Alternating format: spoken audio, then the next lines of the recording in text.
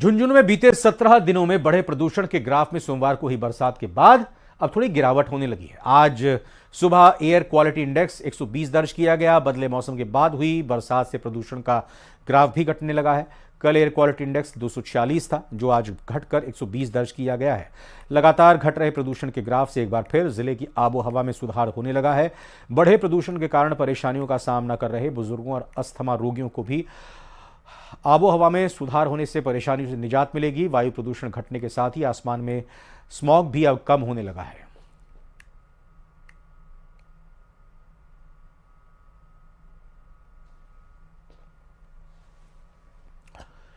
Corona के बाद एक बार फिर चीन के रहस्यमयी बुखार ने टेंशन बढ़ा दी है, जिसे लेकर देश प्रदेश में अलर्ट बढ़ा दिया गया है। आज पूरे प्रदेश के चिकित्सा संस्थानों में मॉक ड्रिल करके मेडिकल व्यवस्थाओं का जायजा लिया गया है। राज्य के अस्पतालों में बेड, ऑक्सीजन, जांच, दवा, उपचार, मानव संसाधन और अन्य स्वास्थ्य सुविधाओं की उपलब्धता की प्रभावी मॉनिटरिंग को लेकर मॉक ड्रिल किया गया है। डॉक्टरों ने बताया कि इन्फ्लुएंजा फ्लू और माइक्रोप्लाज्मा निमोनिया के मामलों पर निगरानी रखी जा रही है। संक्रामक रोगों से बचाव और नियंत्रण के लिए चिकित्सा विभाग ने पूरी तैयारी कर रखी है।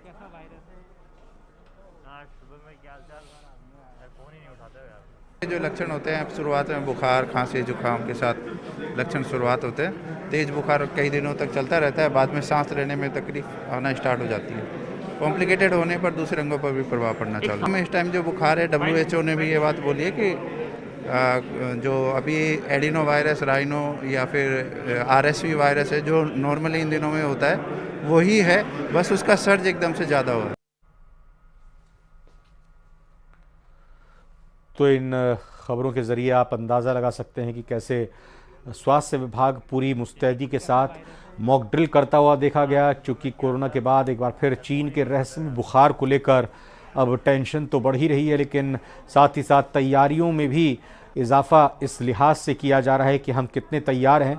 देश प्रदेश में अलर्ट रखा गया है, बढ़ा दिया गया है। आज पूरे प्रदेश की अगर बात करें तो चिकित्सा संस्थानों में मॉक ड्रिल किया गया ताकि ये जांचा जा सके कि हम लोग कितने तैयार हैं किसी भी संभावित या किसी भी आशंकित विपदा से निपटने के लिए। मेडिकल व्यवस्थाओं का इस बीच जायजा लिया गया है।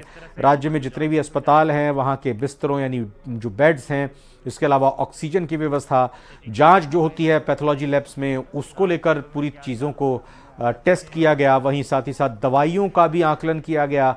इसके अलावा डॉक्टरों की क्या संख्या है, किस तरह से डॉक्टरों का रोस्टर रहेगा, उपचार को लेकर, मानव संसाधन को लेकर, जो बाकी पैरामेडिकल और बाकी नर्सिंग स्टाफ होता है डॉक्टरों के साथ साथ, उन लोगों को भी व्यवस्थित करके ये पूरी तैयारी जांची गई है कि आखिर इस बीमारी से निपटने के लिए क्या तैयारी की गई है। चूंकि आशंका लगातार यही है कि जो रहस्यमयी बीमारी बुखार चीन में है, अगर आगे बढ़ता है तो इसको लेकर हम पूरी तरह से तैयार हैं, सुनिश्चित किया जा रहा है।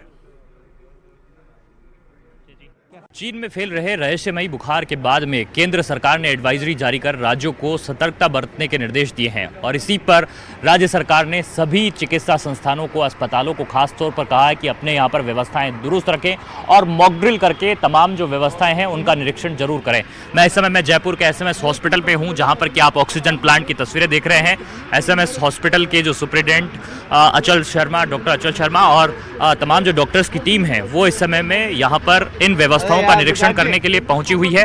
और ये जो अस्पताल में इस समय में निरीक्षण करके देखा जा रहा है कि किस तरीके से जो व्यवस्थाएं हैं वो यहाँ पर सुचारू है या फिर नहीं। इससे पहले जो अस्पताल प्रबंधन है उसने अपने यहाँ पर अलग अलग जगहों पर दवाएं, जांच और बेड की जो सुविधा है उसे लेकर के परखा है और देखा है। हम यहाँ पर बात करने की कोशिश भी करेंगे, साथ में डॉक्टर से ये भी जानने की कोशिश करेंगे कि किस तरह की जो व्यवस्थाएं हैं वो यहाँ पर इस समय में दुरुस्त की गई है और किस तरह से वे तैयार है अगर इस तरह की जो बीमारी है वो यहाँ पर रहती है। मैं सर एक मिनट के लिए सर आपसे बात करना चाहूँगा कि हम अगर क्योंकि सबसे बड़ा हॉस्पिटल आप संभालते हैं SMS हॉस्पिटल, किस तरह से तैयार है? देखिए, अभी तक तो हमारे को पता है कि बीमारी यहाँ पे नहीं है मौजूद, लेकिन हम यह जायज़ा इसलिए ले रहे हैं कि अगर ये इस तरह की कोई भी पेशेंट या इससे मिलती जुलती बीमारी के पेशेंट आते हैं और ऑक्सीजन की ज़रूरत पड़ती है, तो हमारे जो ऑक्सीजन जनरेटर प्लांट हैं ये कितना अभी कैपेसिटी में हमारे को ज़रूरत पड़ रही है पर डे के हिसाब से, हम इसको कितना और बढ़ा सकते हैं। जैसा कि अभी अपने जानकारी ली कि हमारे पास में 2200 हम सिलेंडर इसमें एक दिन में जो कर सकते हैं ऑक्सीजन का। और अभी हमारा जो रिक्वायरमेंट है 900 करीब है, तो हमारे पास अभी तो इतना हमें और भी है कि हम इसको कभी बढ़ा करके अगर इन केस अगर रिक्वायरमेंट बनती है तो हम ऑक्सीजन को इसमें यहाँ पे प्रोड्यूस कर सकते हैं। तो डॉक्टर्स हमें बता रहे थे कि किस तरह की जो तैयारियां हैं वो यहाँ पर जयपुर में सबसे बड़े SMS अस्पताल में की गई है।